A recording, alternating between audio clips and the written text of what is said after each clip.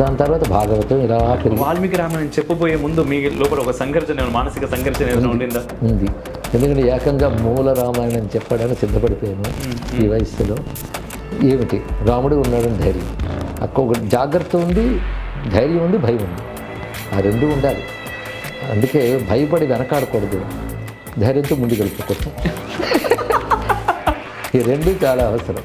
అక్కడ జాగ్రత్త, మనల్ని మనం దానికి తగ్గట్టుగా మలుచుకోవాలి, దానికి అధ్యయనం చేయాలి. అది చేశాను పగలు రాత్రి అధ్యయనం. అంతకు ముందే గురువుల వద్ద అధ్యయన ధోరణి తెలుసు కనుక అధ్యయనం చేసి చెప్పాను. అదృష్టవశాత్తు దానికి బాగా ఆదరణ వచ్చింది. ఆ తర్వాత వివిధ విషయాల మీద ప్రసంగించడం, ఇప్పటికీ అనేక కొత్త విషయాల మీద ప్రసంగించాను.